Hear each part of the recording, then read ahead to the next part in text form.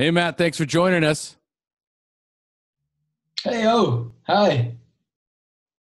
It's great to have you on the show, buddy. How you feeling? I'm feeling excellent, my man. Excellent. Thanks for having me. Good to be All here. right, Good dude. get to meet you as well. Nice one. It is. It is. We finally get to meet in person after all these years. Indeed, yeah. Here we are. It's a good thing. All right, so folks, just so you know, today we've got Matt Docherty joining us on the SHAIR podcast. Matt has been, very prevalent in the SHAIR Recovery Network. He's been listening to the podcast for a long time. And so Matt sent me a private message recently. It says, "Hey, Omar, I think I'm now ready to share my humble story of a common bloke with a common addiction. Sam's podcast is having a huge impact on my son." That's awesome. And I want to share my story because it may just help someone else. That sound about right, Matt? That was exactly what it was. We were sat there watching Sam Mahoney's podcast on YouTube with my son. Again, just a real down-to-earth story that motivated me, and I hope I can do him justice by following up. Awesome. All right, great. So first of all, before we dive into your story, tell us a little bit about what your normal daily routine looks like, including recovery. Okay, thanks. Yeah, I was always a fan of routines, even before I got sober. Just had really bad ones. Now, now that I am sober, I've got all this energy. So I need to get up early. So I got my stuff started, got myself set for the day. So I wake up between 5:30 in the morning, and straight to the mat, straight on my knees, and prayer. Prayer is the first thing that I do in the morning, sets my day, sets my intentions. After that, a session of yoga and stretching, just to get the body then ready for the day, get limbered up and supple. Try to do a bit of reading in the morning because I don't get time to do any reading later. So I'll pick up the book that I'm reading, do 10, 15 minutes, get through a lot of books that way, cover some stuff and, setting up for the day. Then it's outdoors for me. I got 2 dogs, so the dogs need their walks. We go out straight from home, down by the river. Sometimes the dogs swim in the river. We're going walking into the hills, out for about 45 minutes in the morning, whatever the weather. Dogs have to go out, and I get to go out with them. It gets me really, really sorted in the morning. And then it's back home for food. I mean, that's taken me about 2.5 hours probably, all in all. And I'm big on breakfast now, big on hot breakfast, fried, obviously I'm a vegetarian, we'll come to that later, but fried veggies or some porridge in the morning. And that's a routine that sets me up. It sets me body and mind. And then after about a 3-hour warm up to the day, then I'm good to go. Nothing can stop me then. And in the evening as well, the routine in the evening, I'm religious about. I get back on my knees. I say thanks for the day. I reflect upon what I thought went well, what I thought maybe didn't go so well, how we can do it better. Do some evening stretches, possibly a bit of meditation if I'm staying awake that late. So there you have it. Question. Yeah. Do you do this every day? Yes, religiously. 7 days a week? Hey, the dogs have got to go out, so I've got to be out anyway. So, the weekend I might wake up half an hour later, 6 o'clock. Okay, all right. So you've got a 3-hour daily routine that you do in the mornings? Yes. So I woke up this morning at 5 o'clock, and I actually got to work at 9 o'clock. Okay. So it takes me Are a long you married? time. Indeed, yeah, married with 1 son. Okay. All right. So how does that play into, how do you work in your family time in the mornings? They give me my space in the morning. They know that I need this time to set myself up. If I don't have it, then I'm grumpier than normal, which no one wants. So usually they'll be then waking up about when school starts again next week, they'll be up about 6:30 to 7 o'clock. I'm usually out with the dogs at that time. Then when I get back, everyone's milling around, going to work, getting ready for school. Usually we try and get breakfast together if we can. Yeah. Okay. So most of the time they have their morning routine. You have yours. You guys may culminate for breakfast, that kind of a thing. All right. Yeah, works out. But it's nearly every man for themselves in the morning. Okay. All right. Recovery routine? The connection to higher power, that one? No. We'll get to that one next.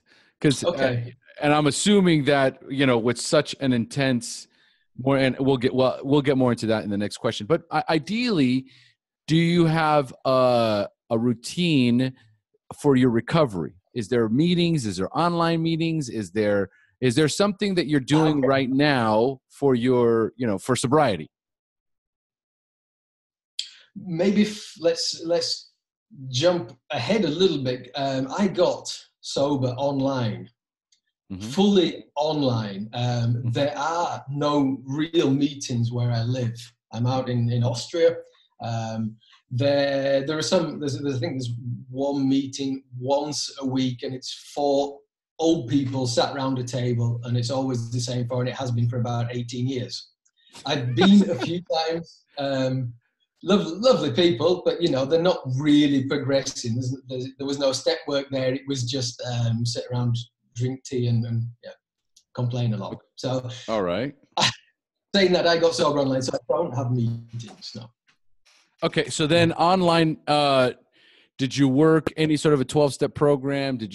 I guess we'll get into that in your story, but was there some sort of a online, whatever that meeting was, or whatever the online community was there any sort of mentorship, sponsorship, community where you're connecting with people and then working a type of a program to get out of the addiction?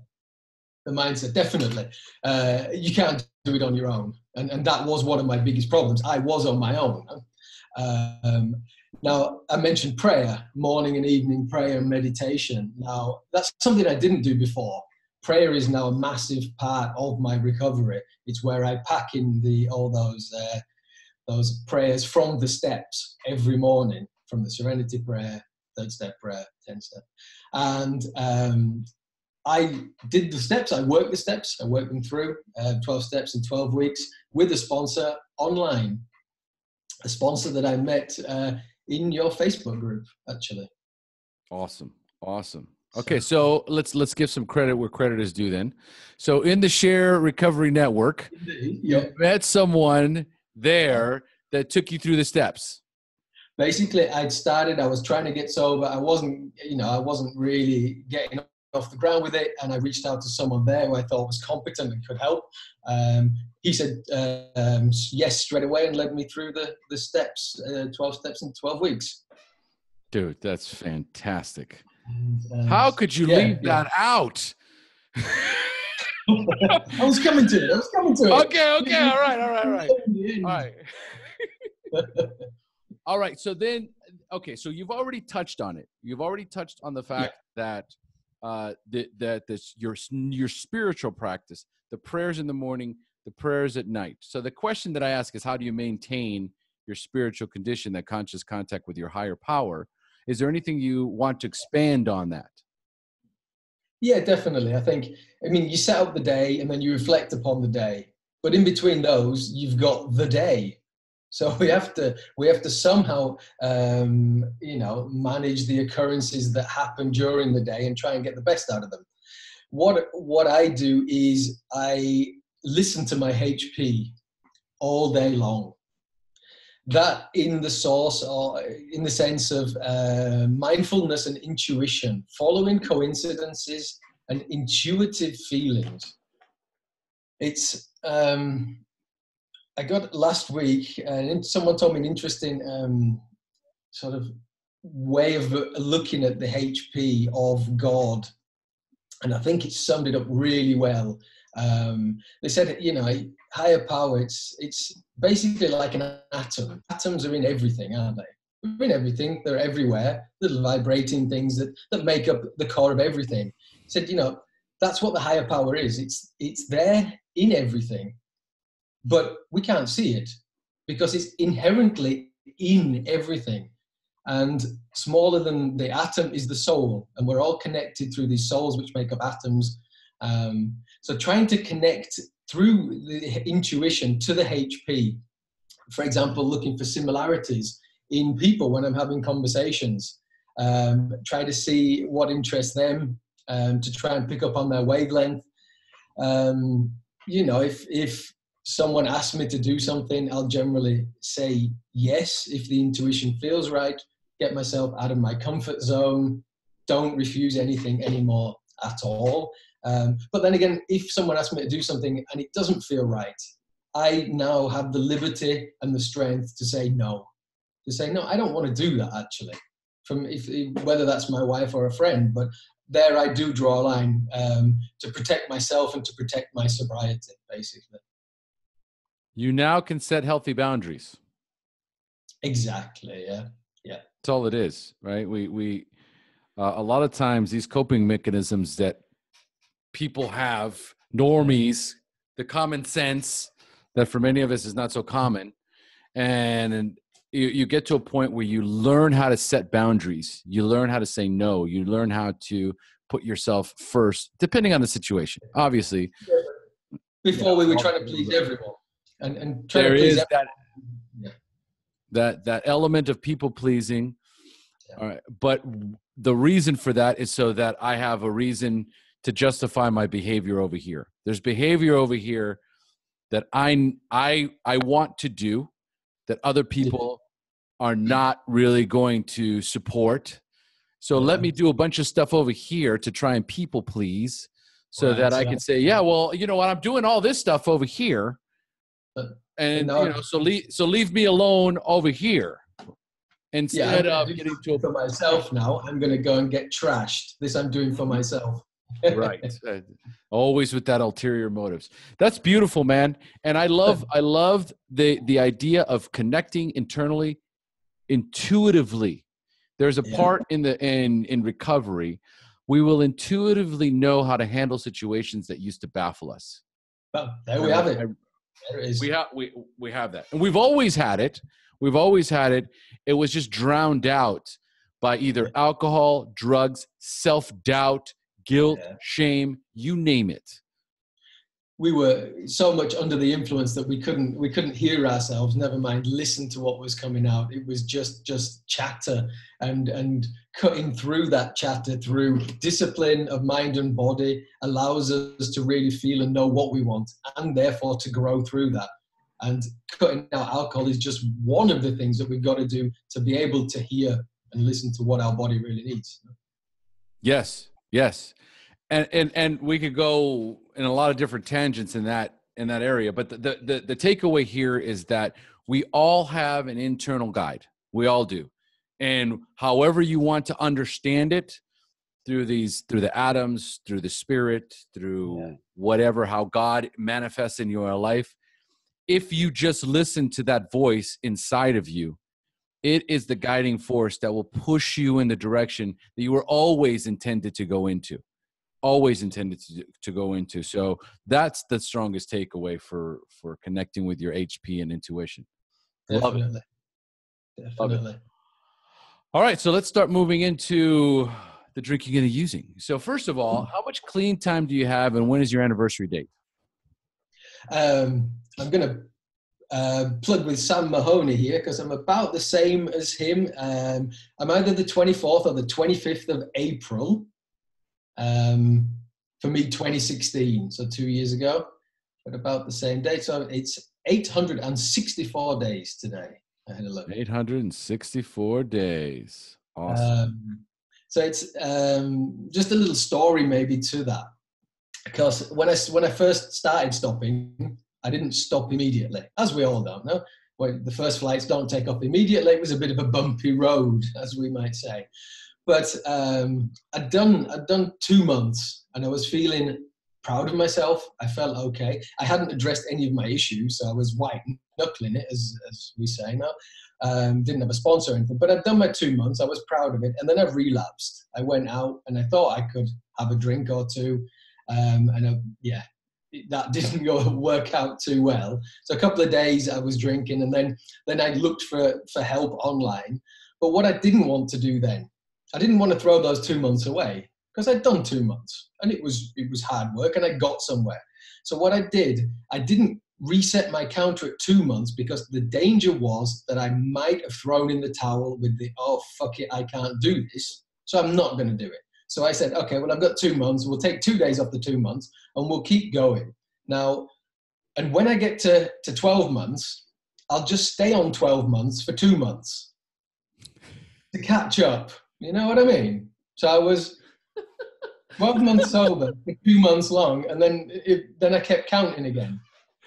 It doesn't make any sense at all to everyone. I will say this. Everyone listening completely understood. Okay. Everyone listening totally gets it. I have got to, it's just, that's old school.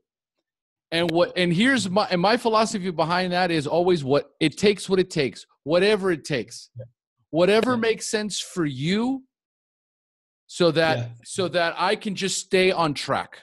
I love what you said there. Like, I don't want to get the fuck it's, because the perfectionism kicks in. You know what? There it is. I blew it. See, I knew it.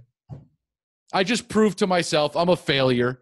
Right. And I want to do that. I'm looking for evidence to prove that I'm a failure, that I'm a loser, that I'm not worthy, that whatever list of negative emotions and negative self-talk I want to add on to the mix to keep me exactly where the disease wants me. Back out there. I tried not to let it. And I said, no, these 2 months are worth something. I'm not throwing it in yet. Yep. So I'm going to hold this marker. Hold this marker. Now, here's the genius. All right. I'm going to hold this marker for 12 months. And at 12 months, I'll hold the marker again for another 2, and then I'll reset now for 1 year. Exactly. So then my sober date moved after the 14 months. Something. Whatever it took. Yeah. Whatever it took. You actually, now, in hindsight, you didn't even realize probably that you were just like committing to a year. Yeah, no, not at all. Not in the beginning, no. When you see what I'm saying? That's the beauty of it. Like I watched that, I'm like, wow, the guy didn't even realize he contracted himself up for a year. That's fantastic. Because if I would have said, because most people would be like, okay, I'm going to do this for a year. And that's like, wow, dude, how about just 1 day at a time? How about just easy does it? But subconsciously, you created a deal with yourself, all right, that you could live with, so that you could hold this marker and keep your 2. I love it. I think whatever works. Strategy is strategy. And whatever I have to convince myself with that I can hold myself accountable to, at the end of the day, here we are, over 2 years later. You're sharing your story. Where'd you just come back from? Just come back from 10 days in Nepal, just outside of Kathmandu. Couldn't have done it if I was still using. I would have been chained to the liquor store. Right. On a spiritual quest, correct? Indeed it was, very, very eye-opening, deep, meaningful, and only possible through recovery. Only possible. Yeah. All right, so we'll get into that as we get into your recovery part of the story. So briefly tell us how old you were the first time you drank or used drugs, and more importantly, how did they make you feel? Okay, let's go back a few years, and I was 13. The first time that I properly drank, we might have messed around a little bit before, but the first time I went out to seriously get drunk, I was 13. And it was a birthday of a friend who was a bit older. I think they were 18. So there was alcohol readily available. And even in those days, we'd already worked out that if you drank the stronger stuff, you got drunk easier. So we'd sussed that out. And I was drinking, and for the listeners in the UK, they'll know the beer Special Brew. And we were drinking Special Brew, which is basically 9% beer. And we were 13 years old. So I had a couple of beers, and we had to put mints in them because they tasted that bad. We couldn't actually stomach them. So we put like some sort of extra strong mints in them, which made them froth up and go everywhere, but at least it made them drinkable because they were horrendous things to drink. And after a couple of those, someone gave me the bottle of rum. Now, you know, I was young and influential, and so I drank a small bottle of rum on top of that, a fifth probably in your measurements, which didn't do me much good as a first drinking experience. I was obviously completely off my head. Had no idea what was going on.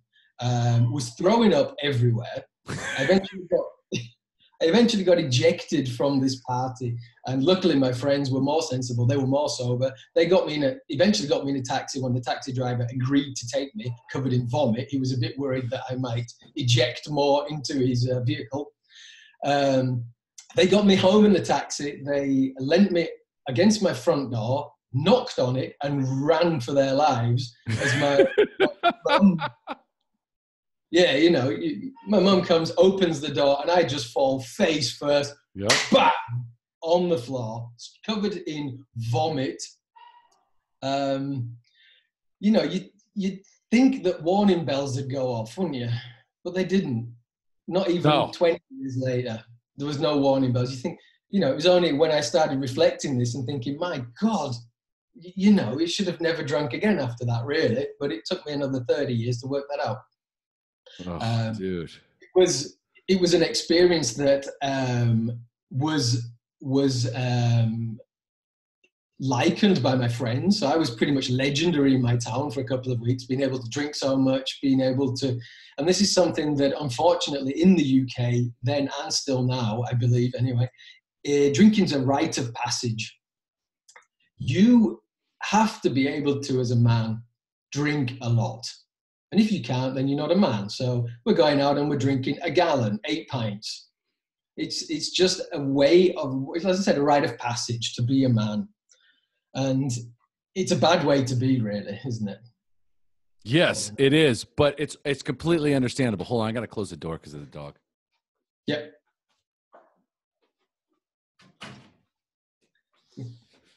Jesus. All right. Here we go. Yeah, it's always something. Okay, so what I love the most too is being able to find beer with 9% alcohol at 13. Like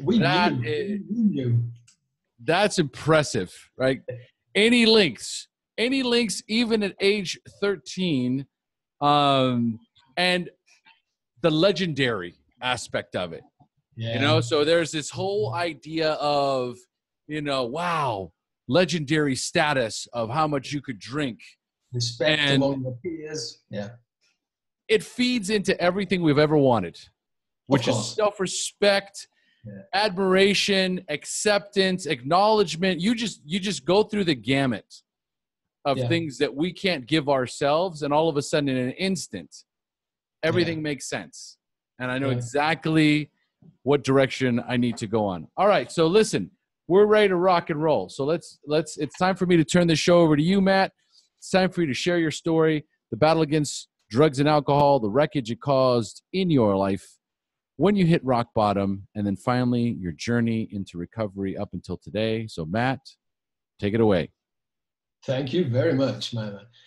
Yeah, so we've established that this good feeling of drinking, I liked it. I liked the respect from the peers. There were some issues at home that were causing me to want to prove myself, for the want of not going any deeper in that. I felt like I needed to prove that I was a man, that I was capable of growing up quicker. And this led us then generally to drink a lot, generally at the weekends. So it was normal from about 15, 16, we could get into, or we knew which pubs we could get into. We knew which ones we'd get served at. We knew where to get beers from the off license. And it was just a general Friday, Saturday, let's get off our heads and forget the week.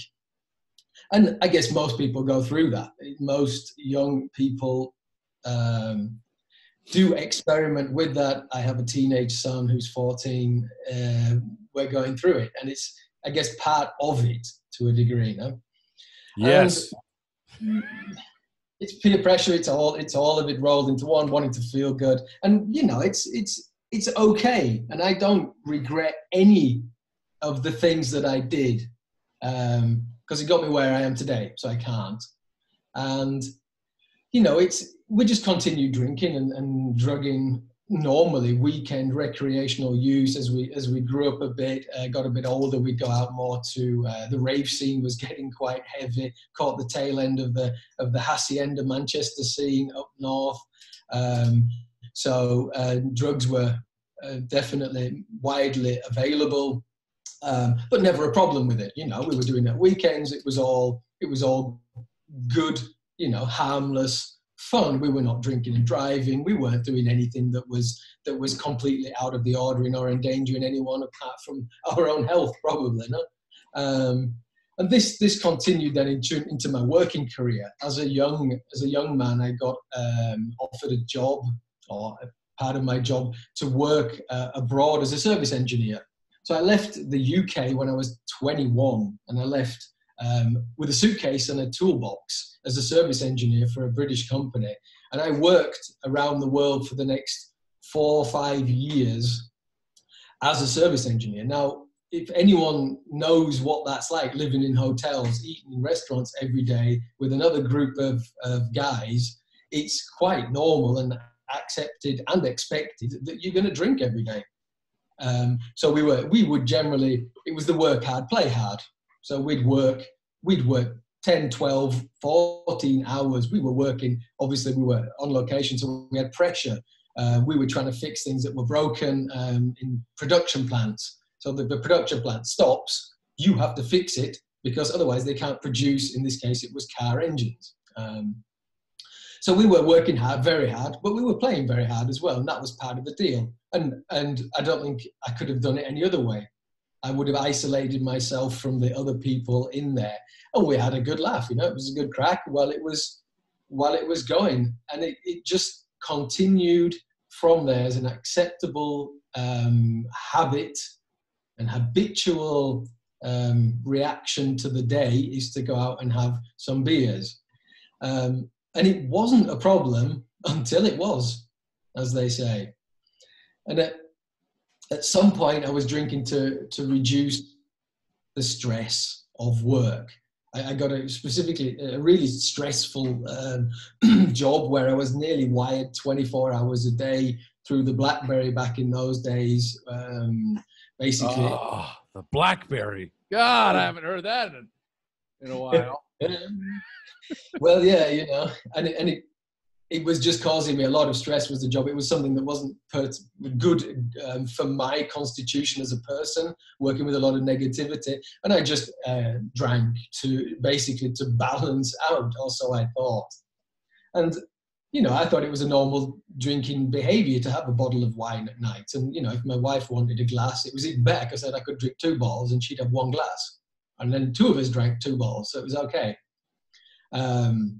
And someone once actually used to sell wine, and their wine had gone out of date, and they asked me if I wanted some wine from them. No? And they came in a van and they dumped up about 400 bottles of wine in our cellar, free of charge, because it had gone off a bit and they couldn't sell it. Oh, dude. Oh, my God. Well, I mean, I didn't drink them all. I think I gave 12 bottles to someone. I think I gave 12 bottles to someone. The other 388 I drank, you know.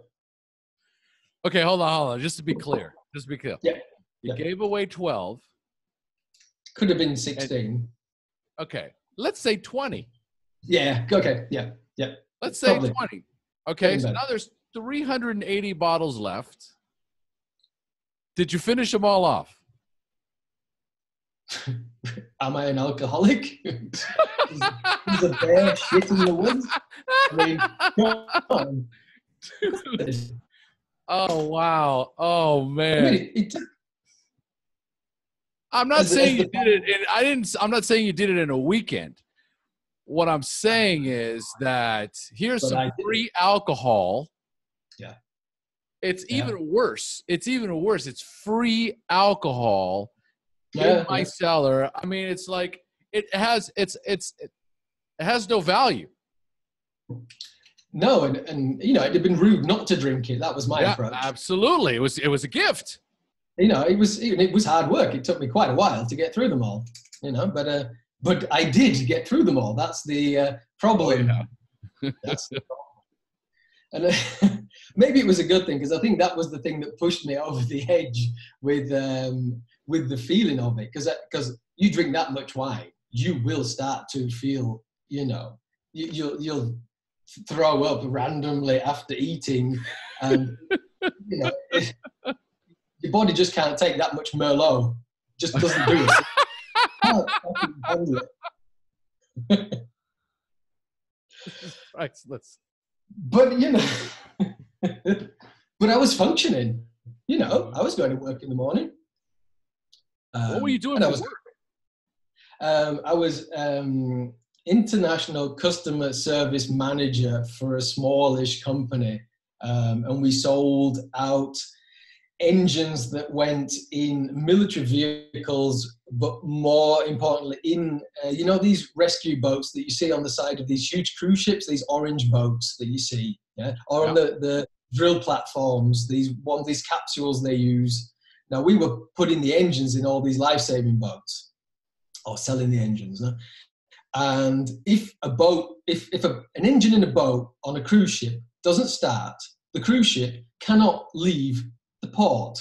Now, if you've got a cruise ship in Venice with 3,000 people on it, and one of those engines doesn't start, they're not going to write you a nice email and say, well, you know, can you come and look on Monday? The shit hits the fan, and you've got to be there within hours, or arrange someone to be there. And this is the kind of, I was just permanently wired through the BlackBerry. Nearly, you know, I was sleeping, maybe, sleeping is probably a bad word for it. I was passed out for 6 hours a day.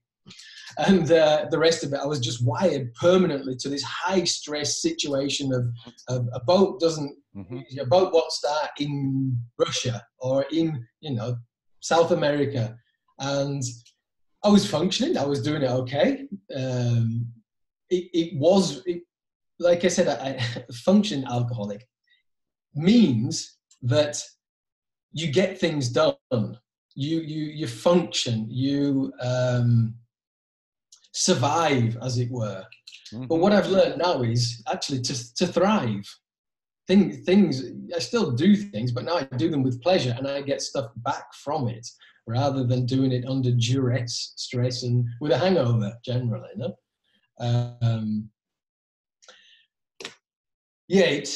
That was the point where I didn't know I had a problem yet. I mean, I probably knew I had a problem when I ran out of wine. That was a problem. The 400 bottles are gone. You know, then it gets expensive. But anyway, it kept on like that. But I started to notice that when I was alone, I couldn't be trusted with alcohol. I wasn't just addicted to drinking. I was thinking about drinking, and I thought about drinking all the time. So when I wasn't drinking, I was thinking, how much could I drink? How much should I drink? When I woke up in the morning, I was thinking, how much have I drunk? Did I drink? Checking the bottles of whatever spirits and thinking, oh fuck, there's another half a bottle gone last night. And it stole my mental capacity for anything else.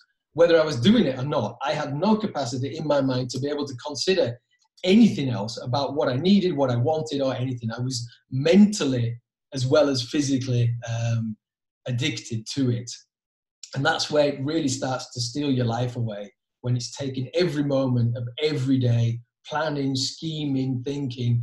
You know, I never hid the booze, but before we went out with friends, I'd make sure that I drank probably about a bottle of wine so that I didn't have to look like I was drinking too much when I was out.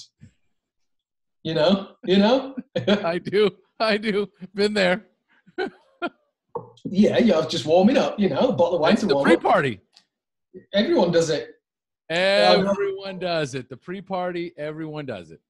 That's it. And then when you stop drinking, you notice that no, not everyone does it. No, they don't. It was you fucking idiot. Not everyone does it. You know? Very true. Indeed. But it really, I didn't have a rock bottom as in losing anything, crashes or drink driving or anything like that.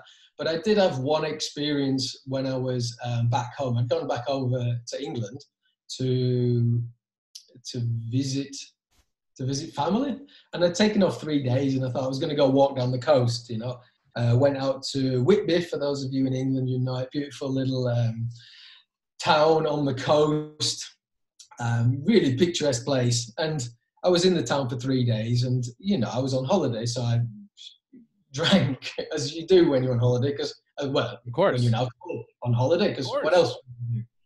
And you know, you find a place where the locals drink and everyone's drinking, because you're in the bar where everyone's drinking. And it was just those 3 days, I just drank so much that I couldn't remember what I was doing. I just couldn't be trusted with myself.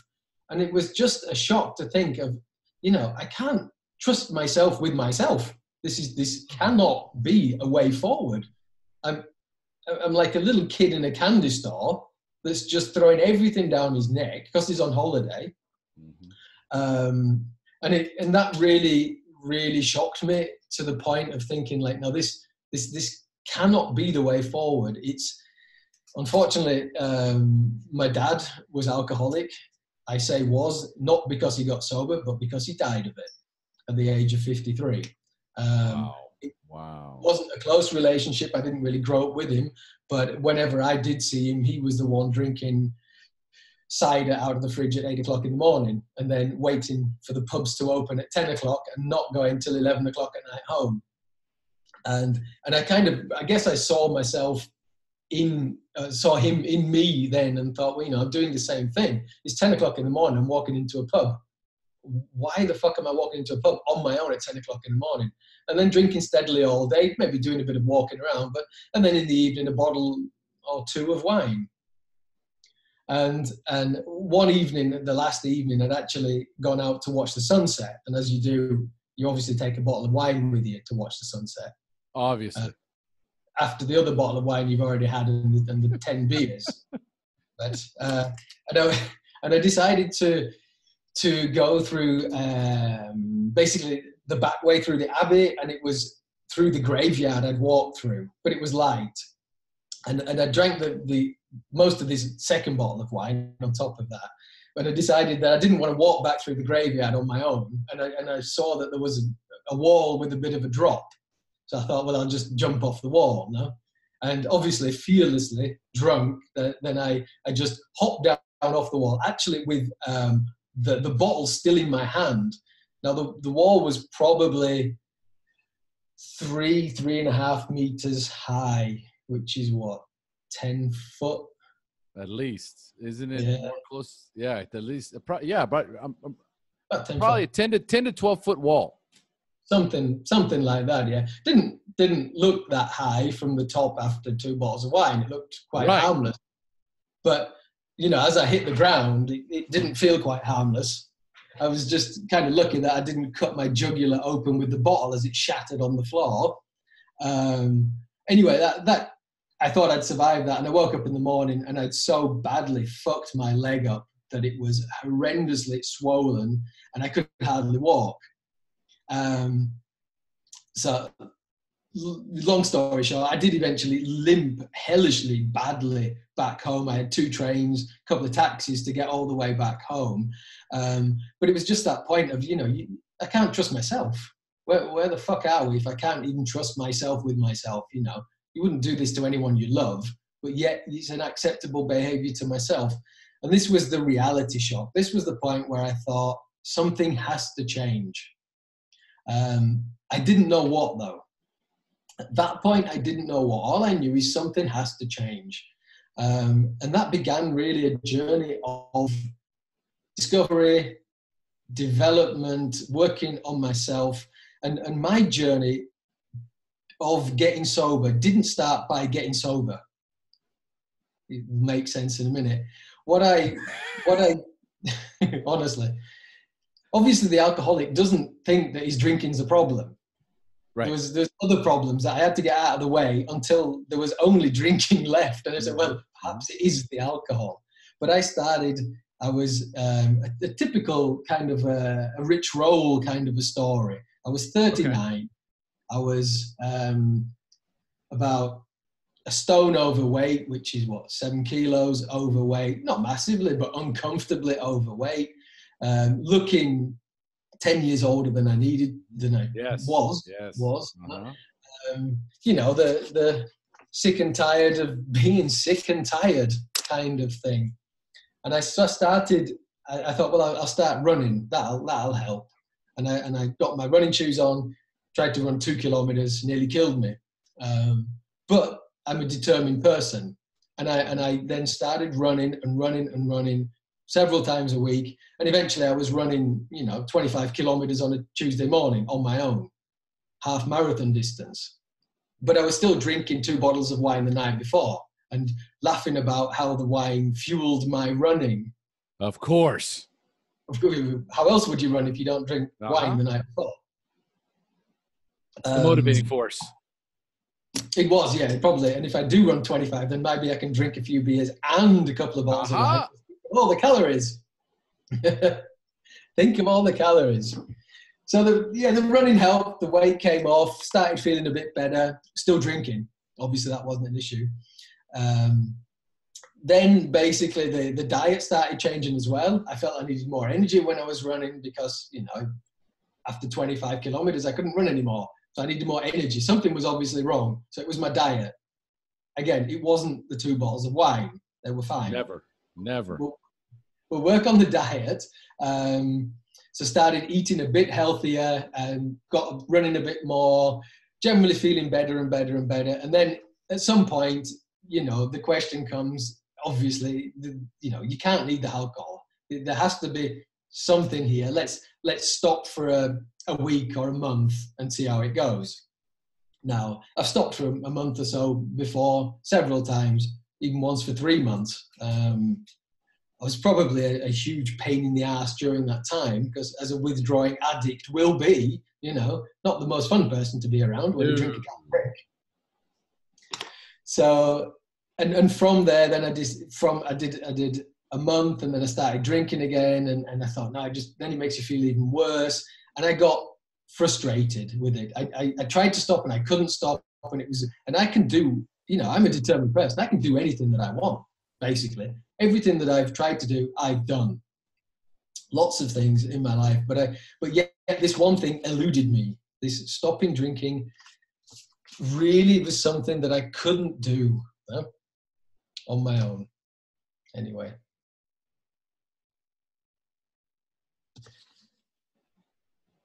Did you lose your place? No, but I'm coming to the point now where it's the kind of spiritual awakening. You want me to keep going? Okay. Or want to jump into the question in between? Well, you got to get into that the recovery. Like you got to go into your rock bottom. Let's get to that rock bottom, and then what was your first step? I finally couldn't do it. You've been trying to do all this managing with the alcohol. You're very determined. Yeah. You're starting to run and all this stuff. It's the diet. It's the exercise. It's everything. It's just not the alcohol. When was that rock bottom moment where it's like, that's it. This is it's the alcohol. I got to stop.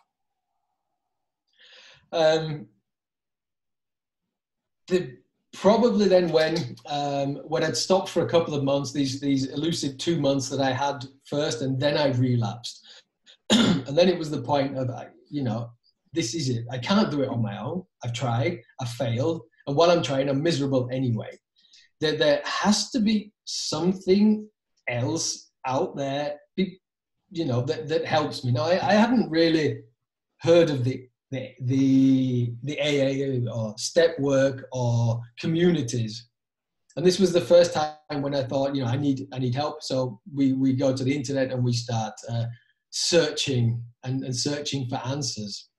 This was then the first point that I came across podcasts about alcoholism, about people's stories that have come through alcoholism.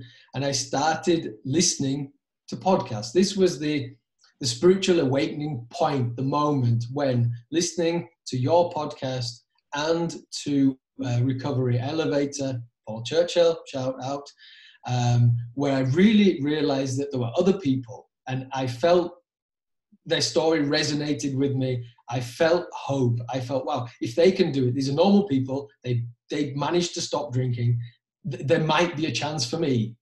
Let's keep listening, keep watching.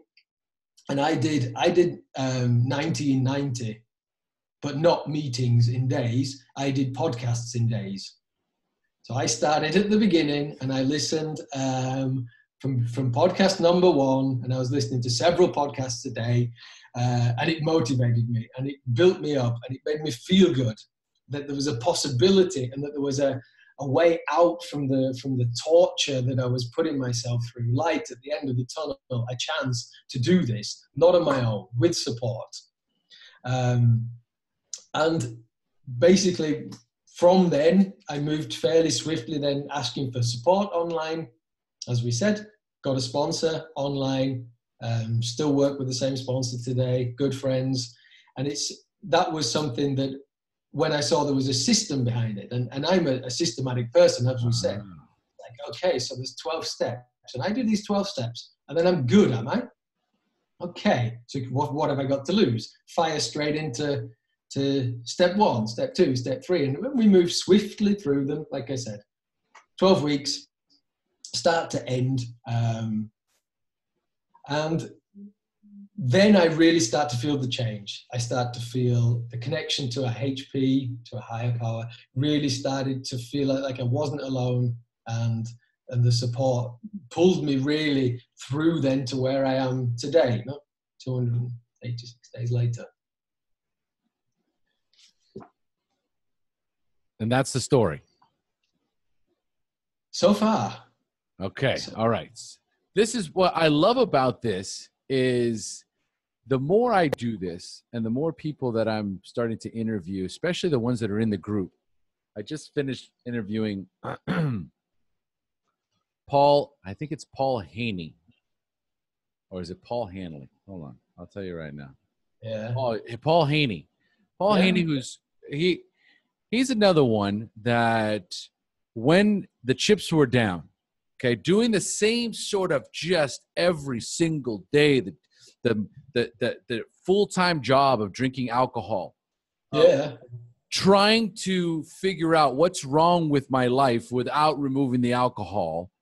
And everything else. I'm going to try everything else. I'm going to exhaust every other option before I consider that alcohol might be the catalyst to all this unmanageability in my life.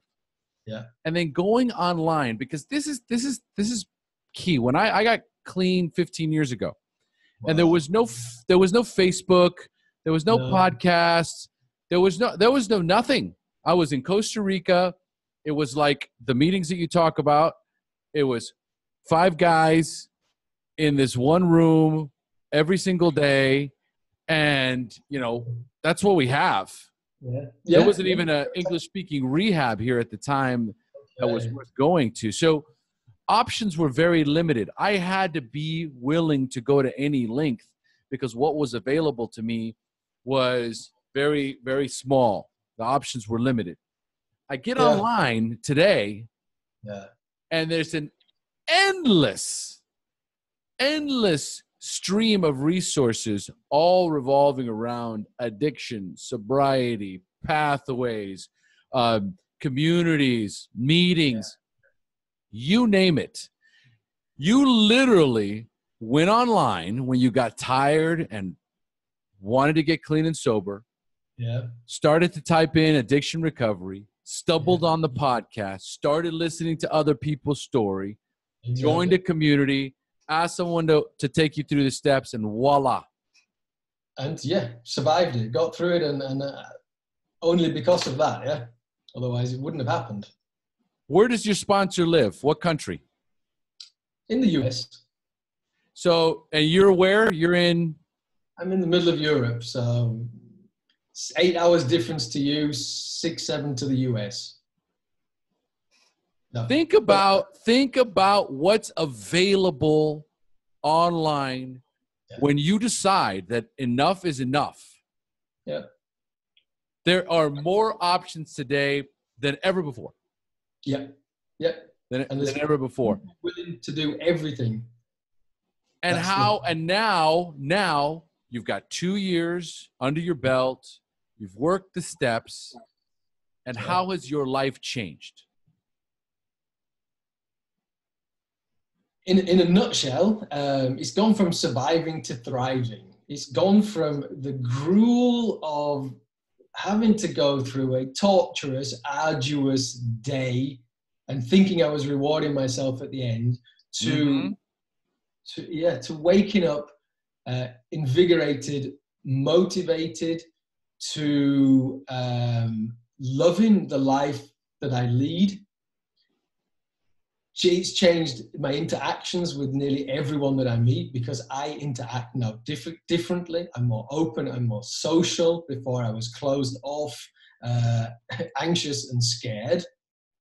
Now I don't have to be. Now I can be open and I can show my strengths and my weaknesses because I'm strong enough now within myself to be able to cope with anything from outside. Love it. It's a process. Like I said, it started with exercise. It hasn't ended yet, the journey, but I was chained. Alcohol was the chain that kept me from being able to fly. And what I managed to do, and this is where we come back now to the spiritual retreat that I've just done in Nepal. Shout out to the people, Nepal Yoga Center. It allowed me now to be able to be confident enough to get over my anxieties, to go to a spiritual recovery, yoga, meditation center where no stimulants are allowed. And I mean, coffee was not allowed, no stimulants.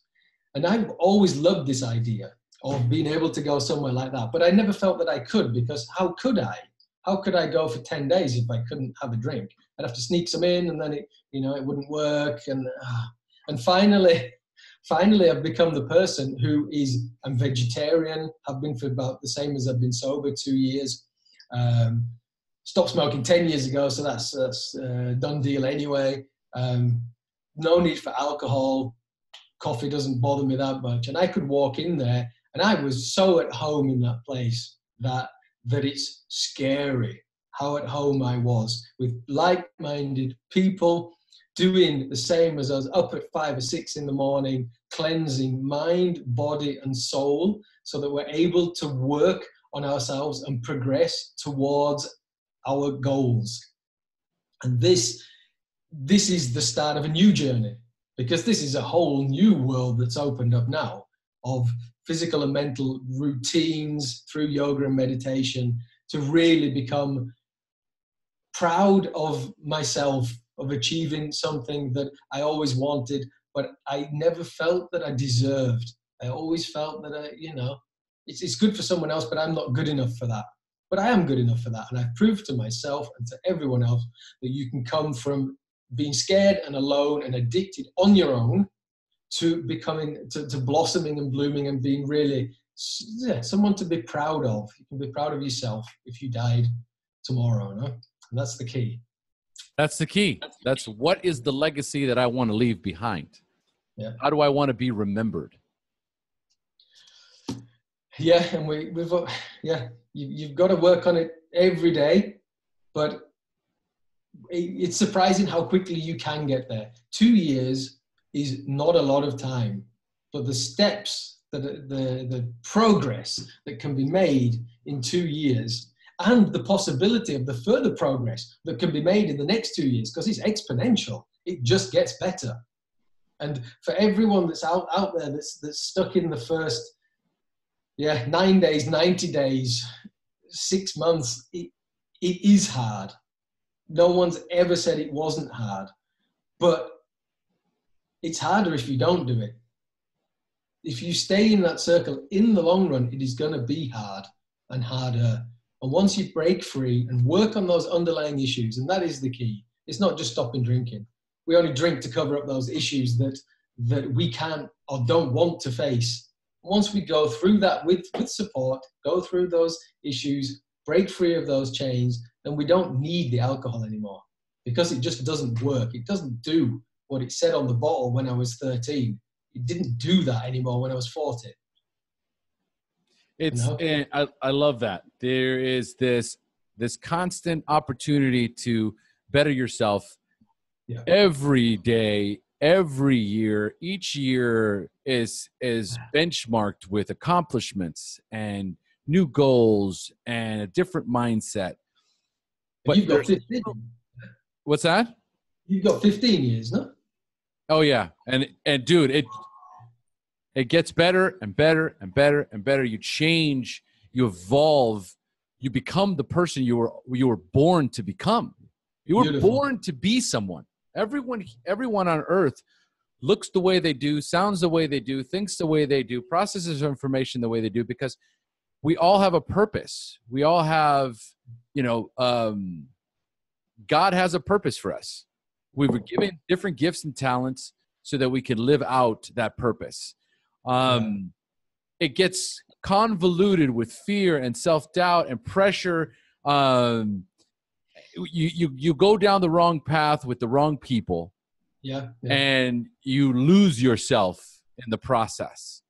And recovery is just a process of finding yourself again and connecting with that intuition that we talked about in the beginning, that intuitive nature inside of us that will guide us towards what we were always intended to do once we've cleared up these root causes. How long, because how old are you?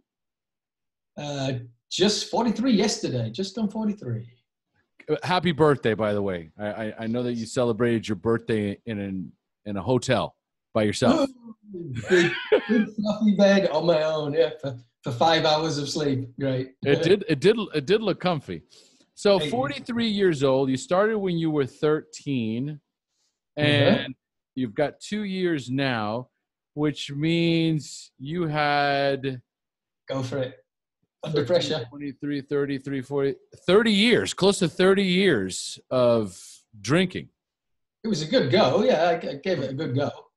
23, 33, 43. Yeah, almost 30 years. Yeah, we can round it up there. Okay, so you've got almost 30 years of trying to find yourself through alcohol. And because it's a searching. I mean, the alcohol allows us to comfort ourselves, soothe ourselves, because we're not comfortable with how our life is. And until you go into recovery and start to heal whatever it is that we're trying to soothe in the first place, it could be 10 years, could be 20 years, could be 30, 40, 50, who knows? It all depends on how long you can keep this thing going. But the takeaway here is in 2 years, your life is completely different. You off to a spiritual retreat away from all stimulants, connecting with source. I mean, come on. 10 years ago, would you have even imagined that you'd be doing a spiritual retreat with no stimulants? I always dreamt of it, but I knew that I couldn't. Mm-hmm. I knew that was not on the cards for me, but I always wanted to. No? And this is what alcohol or drugs or any dependency at all does to you. At first it gives you wings. It'll make you fly. It'll cure your problems. Mm-hmm. And then we carry it as a crutch for a long time. It helps us limp along. Mm-hmm. But at the end of the day, it's tied around your neck as a noose. Mm-hmm. That's where it ends, either way. Because you either take that noose off and change it, and then allow your wings to come back, or it will hang you at some point, as we unfortunately see again and again. Yeah. Beautiful. All right. So now with all of the, this is just the mind-blowing part of it all, right? Okay. And this is the takeaway that I want as we go into the closing questions. Yeah. What I want everyone to take away from this story is that what Matt was able to condense in 40 minutes is 30 years of struggling and suffering and pain. Yeah, definitely. That within 2 years, life is completely different. Yeah, you can become the person you always thought you wanted to be within a couple of years. Yeah. It's a massive, it's 180 degrees. Just because some people are so wrapped up in like, oh my God, it's so much work, and can I do this? And, you know, how long is it going to take? This is such a beautiful example of just taking action, surrounding yourself with the right people, and doing it online, that's another mind-blowing thing too. That so many people are finding all the resources they need online to have the best life ever. Yeah. There's no restriction anymore. It doesn't matter where you are. You can find someone to help you. And that is the beauty of the online services, definitely. Yeah. Yep. Beautiful. All right, Matt. So as we get to the close, we're going to start answering questions for the newcomers. Are you ready? Okay. Yes. All right, let's do this. So number one, what was keeping you from getting clean or staying clean when you first got introduced to recovery? Quite simple, really. Before I got all the online resources, before I got a sponsor, before I entered this bubble of recovery, and I was in the normal world with normal people, no one ever told me that not drinking was an option. No one said you don't have to drink. Everyone said to me, you have to drink less.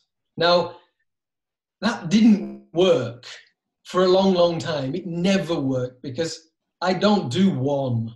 I do 100 of anything. Of anything that I do, I will always overdo it because if one's good, 100 must be better, obviously. A friend of mine, and I go back now 15 years, a friend that I've got in Austria, one of the first people that I met. And it was something that he said to me, and it always was in the back of my mind, and I could never get it out of my mind for like I said, over a decade.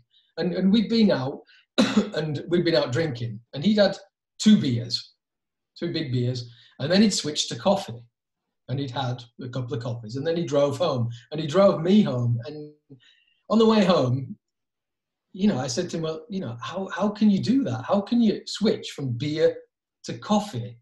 And he looked at me and he said, yeah, it's something you're going to have to learn to do. And 15 years later, I still had not learned how to do that. Wow. And that's when you know you are not a normie. Because a normie switches, has 2 beers and drinks coffee. The alcoholic doesn't. He drinks 2 beers, has another 3 beers, and then drives home. Or gets a taxi or whatever, no? But, and that was, no one they'd always said, learn to control it. Learn to drink less. And that just never worked for me, as for any alcoholic, as we know. Because once that switch is switched, it doesn't stop until, you know, it all blacks out. Yeah, that plays right into the whole idea of the manning up, like what you were talking about in the beginning. Yeah, definitely. You know, the rite of passage, and you know that's what men do. So you just have better discipline, better self-control, because that's what a real man does. You just control your drinking. You be more responsible. Yeah, yeah. Not recognizing that some of us, that is not even a remote possibility. It doesn't matter if it's chocolate or popcorn or beef jerky or whatever, or alcohol and drugs. Once it goes into the system and I like it, 100's always going to be better. Of course. But that though is also true of good things. So we have this power. We have this amazing power of determinism to be able to do whatever we want. And if we want to, I just went back to university. I got my master's degree last year. I've just changed career as well as all these other aspects. So I really shook up my life, and I'd had enough. And, you know, if I do yoga, I don't do half an hour of yoga. In the retreat, we were doing 5 hours of yoga a day. And we were loving it, because if half an hour is good, 5 hours is good. So this power that we have, use it for good, because there's amazing things that we can do. We are so determined. You know, being an alcoholic is a full-time job. Now, I had 2 full-time jobs for many, many years. That's hardcore. I'm working 60 hours a week. So 80, more, no? Put that power that we inherently have as an addict, clear out the problems from the past, and use the power that is inherent with you for things that will make you grow and feel good as a human. Amen, brother. Beautifully said. Beautifully said, and 100% true. 100% true. We have that tenacity inside of us, that grit, that drive, that I will do whatever it takes to get what I want.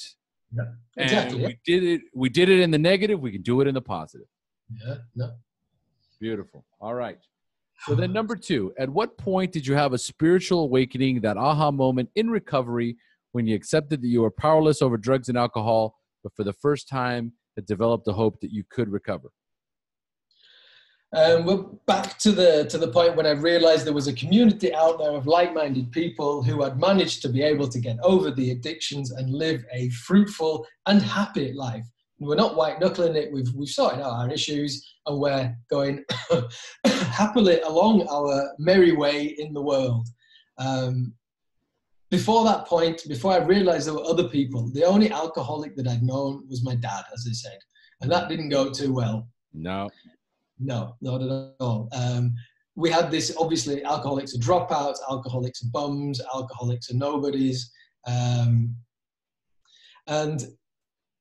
I didn't know that I was an alcoholic. I wouldn't have put myself as an alcoholic, because an alcoholic doesn't have a job and a car and a family and go on holiday. That's not what an alcoholic does. But oh yes, we are alcoholics, just functioning alcoholics. And it really was seeing other people online, hearing their stories, listening to the podcasts exactly like this one. This is why I felt so motivated now to go back and give back. As we know, key to recovery is giving back. Yep. But that was it. When I saw like-minded people, groups, it was like I'd come home to people like me, just like big virtual online hugs from everyone. Well, and it just proves the point that we can't, number one, we can't do this alone. We need to be in a community of like-minded individuals. And more importantly, we need examples. We need examples that we can say, hey, you know what? They're doing it, man. And he's doing it. And she's doing it. They're all doing it. Yeah. If they can do it, I can do it. And once that kicks in, nothing can stop you. Nothing can stop you. Once you get that idea in your head, and I mean, I used to dream of being able to say to people, I don't drink. I used to practice saying it, even when I was drinking. I don't drink. You know, going to band, I don't drink. And I thought, that sounds really cool. And even when someone asks me now, it automatically comes out. And then I'm like, who said that? Was that me? It's like, no, I really don't drink. I don't. And it's still 2 years, but sometimes I can't believe it, that this is me, that I've managed it. I'm just overwhelmed sometimes by it, that I did it because, you know, No, it's 100% true. It's 100% true. You are now one of those people that did it. Yeah. And you're on the other team now. I joined the winning team. You're on the winning team. This is how it feels. Nice. So I'm not going back to the other team, because the other team is just shit. It doesn't work. I'm staying on this team. They got a horrible coach. If he's never really there, the players are just left to do whatever they want. Okay, Complete chaos. Complete chaos. It's complete chaos. That's a great. I like it. I like it. All right. So number 3, do you have a favorite book that you would recommend to our newcomers? I'm going to slip in 3, if I may, quickly. Yeah. For several reasons. The book that every addict, when they've got a bit of sobriety under their belt and when they're feeling comfortable and they want to go a bit deeper into the whys and the whats and the whos, then they have to read In the Realm of Hungry Ghosts by Dr. Gallagher. As we all know. Powerful This is the Bible on addiction, in my opinion, on the whys and the hows to get deeper. But I don't believe that book will get you sober. I think that's a book to read when you're a bit further down the line.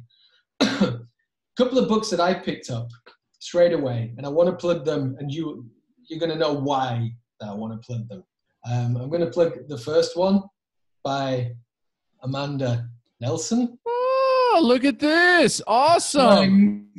Patched Wings. She's the author of the month next month in the SRC. Really? Yep. That's right. Amazing. Her featured book. Amazing story. It's a simple system that anyone can follow to help you get through those first days and weeks, step by step, as it says, the rednecked way to connect and make your life be like God intended it to be, you know? And if a redneck can do it, everyone can. She's fantastic. And, you know, been friends with Amanda since the beginning. She's in the group. Amazing story, amazing person. Yes. Yeah. And the other one that I bought right at the beginning is The 7 Habits for Peaceful Recovery by B.D. Nino. As you know, it's a sad story. Yes. Yes. Tragic and shocking and yeah, devastating when I heard it that he didn't manage to. His book, again, 7 ways to help you through in the beginning to create new habits. He was also a long distance runner. Running, getting your body moving is key to making yourself feel better. I'm a teacher now, and it annoys me that we have school systems that we make people sit down and try to force information in their minds in a static position. The ancient Greeks, thousands of years ago, knew that the mind and the body work together. They had their gymnasiums, they called them, and these were the schools, and they had the athletic side and the academic side, and they worked hand in hand. And now what we see, this what we call now in English a gymnasium, is a fitness place where you go and do work on your body. Interestingly enough, in the German language, the word gymnasium means higher academic school. It's a school, and they work on the mind. And you can see how different cultures have split what the Greeks knew inherently. The mind and the body work together. If you want to cure your mind, move your body. That's the way it works. Man, and that's what he knew. See, that I didn't know that. Yeah. I had no idea that's what gymnasium meant. Yeah, that's what I'm here for. That's fantastic. And that's the whole thing, too, about changing your state. When they talk about a break state, okay, if you're going through something, you're upset, you're sad, you're depressed, whatever the case may be, whatever negative emotion's going through in your mind. Yeah. Okay, you get up and you move, you get out of wherever you're at and you get into a different place. If you're outside, get inside. If you're inside, get outside, right? Get someplace different, move the body, okay? Yeah. What it does is it changes your state by changing your environment. It gives your mind something else to focus on. Yeah. And sometimes when I'm at home and I'm isolating and I'm spiraling worse and worse. Yeah, you got to break that. Yeah. I've got to break that. I've got to, when they say go for a walk and you're like, oh, a walk's never going to change anything. Right? Well, did you try it? Yeah. Just the simple fact of getting dressed, putting on your shoes, focusing on where I'm going to go to, I've just moved my attention into a different direction. Yeah. I've just changed the direction and the focus of what I'm at. I'm creating a break in my state. Yeah. And so if I'm in school, 8 hours of school, you're studying, you're trying to focus and concentrate, PE's only 1 hour, and you have your life, right? That's why when you're in high school and you move from class to class, it helps. Yeah. It helps. Yeah. Because if I'm stuck in one place all day long, I'm going to get bored. I'm going to get interest. The body, I've got to be able to kind of take what I've got and digest it. I got to kind of process a little bit what I got, and I got to move around. So I love that idea that bringing exercise, bringing mobility, the flexibility, the mobility into everything that we do. Right? Yeah. Even at work, people spend all day on the computers, back pains, digestive problems, high levels of stress. Psychological issues. And instead of going and taking a walk around the block, you go and do a smoke break, drink more coffee, right? It's just a kind of, how can I continue this like you do with the BlackBerry world? How can I be more productive? How can I just keep pushing through instead of breaking the pattern?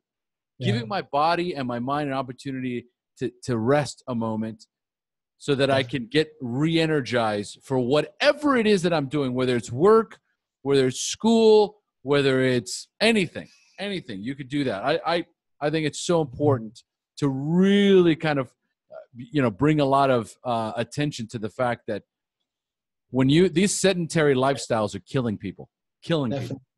We've lost all contact to the outdoors, to any form of nature, and we're just not moving couch to car. That's all we're doing, and it kills your brain as well as your body. They both work together. Powerful. Okay, so just to say, BD Nino, rest in peace. May you rest in peace. I love the guy. I loved interviewing him. I loved his story. I love the transformation. So much going. It inspired me to where I am today as well. Yeah. What's that? It inspired me in my recovery. I was a runner. Running got me started, gave me the momentum to push through the addiction. It was my motivator was running, and looking at BD Nino, Rich Roll. There's a few people out there that we know of. There's probably a lot more that just get out and get moving, whether it's cycling, running, weightlifting, whatever. But get in touch with your body. Yes. He has, even though in the tragedy of what happened, Chris from Dopey and BD Nino are two people that are close to me and that are part of the SHAIR legacy. And, even though it's tragic what happened and it's a cautionary tale, the legacy they leave behind is one of still hope and of inspiration. Definitely. And and that's what I'm concerned with. That's what you're concerned with. What's the legacy that I leave behind? Yeah. Indeed. So with that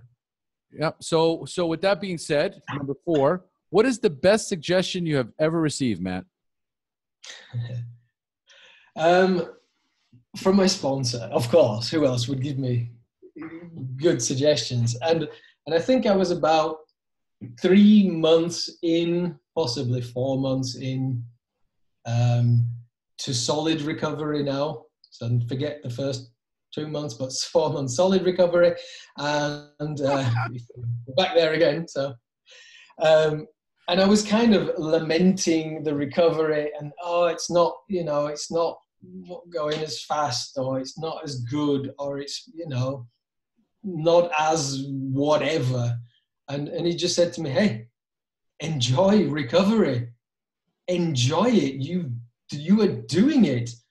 Stop beating yourself up and enjoy what you've worked for." And then a little light went on, and it said, "Hey, I'm just beating myself up again. But I'm doing this. I am doing this. I can say, I don't drink anymore. Thank you. I can say that convincingly to myself and anyone else that asks. No? Enjoy it because it's good. But in the beginning, we don't see that. Always sees the pain. But enjoy it. Oh, man, that is so true. Yeah. Connect with the freedom as quickly as you can. Connect with that freedom from the active addiction as quickly as you can and enjoy it. Don't wallow in, self-pity. Don't wallow in missing it. Don't, it's a small window of time where it's uncomfortable in the beginning. Yeah. But so many benefits that if you can just latch on to it and look and just go, wow, you know what? I'm actually doing it. Yeah, unbelievable, but I'm doing it. My God. And relish in it. Celebrate it. That's what Sam used to say too. That's what Sam is. Celebrate the wins, man. I got 30 days. Let's fucking throw a party. Why exactly. not? Yeah. Why are you afraid to celebrate the wins? Yeah, maybe we're scared of shouting too loud and then breaking. Yeah, I'm going to jinx it. Yeah, no, enjoy it. Enjoy the fuck out of it. Yeah, absolutely. Okay, so number 5, that might be it. But see, if you could give our newcomers only one suggestion, what would it be? No, it's a different one. You don't have to drink. You don't have to use. You don't have to whatever. You can choose to stop if you want to. There is a way. You'll find a way. There is a way. But first, you have to know that you don't have to do it.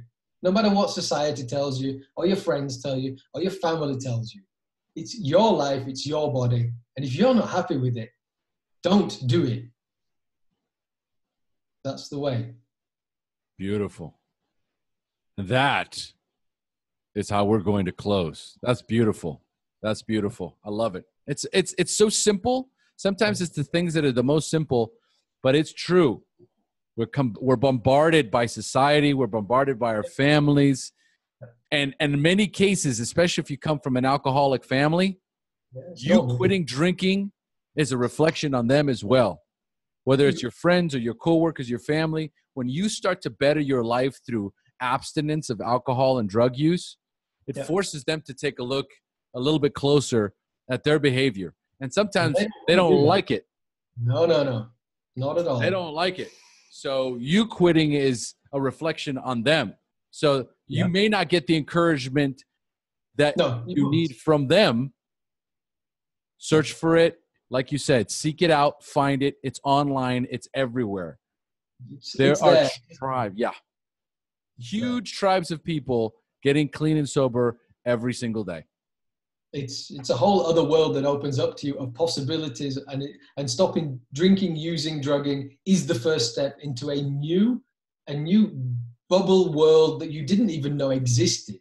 You had no idea you were living over in this dark place, and you just walk into this other bubble of happy, successful, motivated people, and it's a whole new world, and it changes everything.